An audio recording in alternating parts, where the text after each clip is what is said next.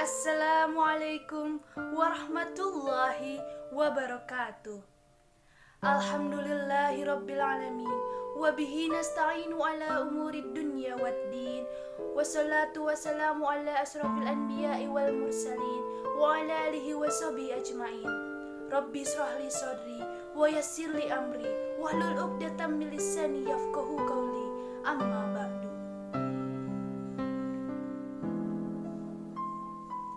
Pertama-tama, marilah kita panjatkan puji dan syukur kehadirat Allah Subhanahu wa Ta'ala yang telah memberikan kita kekuatan dan kesehatan lahir maupun batin.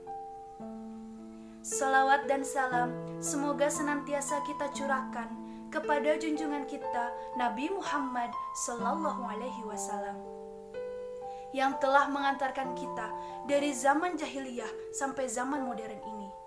Semoga kita termasuk hambanya yang taat, yang berhak mendapatkan syafaatnya di hari akhir kelak. Amin, amin ya rabbal alamin. Pada kesempatan kali ini, izinkanlah saya menjelaskan mengenai pandangan Islam dalam menghadapi fenomena virus corona. Teman-teman yang saya cintai dan dirahmati oleh Allah, di awal tahun 2020 ini, kita digemparkan dengan adanya fenomena virus corona. Fenomena ini bermula dari sebuah kota di Cina bernama Wuhan. Namun, kini wabah penyakit itu telah menyebar sampai ke Indonesia. Virus corona atau yang dikenal dengan COVID-19 merupakan ujian yang datang dari Allah Subhanahu wa Ta'ala. Ini adalah bukti kecintaan Allah kepada hambanya.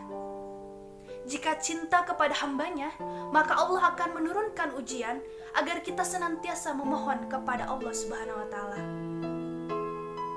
Teman-teman, di zaman dahulu kala, pada masa Nabi Muhammad Sallallahu Alaihi Wasallam, juga pernah terjadi wabah penyakit yang menjangkiti kota Madinah, Arab Saudi. Rasulullah Sallallahu Alaihi Wasallam bersabda, "Jika kalian mendengar suatu wabah di sebuah negeri, maka janganlah kalian memasukinya. Tetapi jika terjadi wabah di mana tempat kalian berada, maka janganlah kalian meninggalkannya." Hadis riwayat Bukhari dan Muslim. Lantas, sebagai seorang muslim, apa yang harus kita lakukan? Mari kita berkaca pada kisah Nabi Ayub. Ketika saat itu, Nabi Ayub ditimpa musibah yang begitu berat oleh Allah Subhanahu wa Ta'ala. Beliau ditimpa musibah berupa hartanya yang lenyap habis tak tersisa, anak-anak yang wafat, dan beliau ditimpa penyakit yang sangat berat.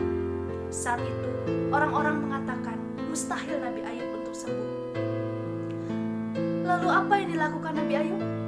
Beliau berdoa kepada Allah, memohon pertolongan kepada Allah. Seperti yang dijelaskan di dalam Al-Quran, Surat Al-Anbiya, ayat 83. Bismillahirrahmanirrahim. Wa ayyuba idh nada rabbahu anni massani yadurru wa anta arhamur rahimin. Dan ingatlah kisah Ayub ketika dia berdoa kepada Tuhannya, "Ya Tuhanku, sungguh aku telah ditimpa penyakit, padahal Engkau Tuhan yang Maha Penyayang dari semua yang penyayang." Quran Surat Al-Anbiya ayat 83. Kemudian, apa yang terjadi dengan Nabi Ayub? Doa beliau dikabulkan oleh Allah Subhanahu wa Ta'ala. Penyakit yang diderita beliau pun disembuhkan, hartanya dikembalikan, begitu pula anak-anaknya. Dari kisah Nabi Ayub tersebut, kita dapat mencontohnya, yaitu ketika kita ditimpa musibah, maka memohon pertolonganlah kepada Allah Subhanahu wa Ta'ala. Teman-teman yang saya cintai dan dirahmati oleh Allah Subhanahu wa Ta'ala, dalam menghadapi fenomena virus corona ini, ada dua cara yang dapat kita lakukan. Yang pertama adalah ikhtiar secara jasmani. Bagaimanakah ikhtiar secara jasmani itu?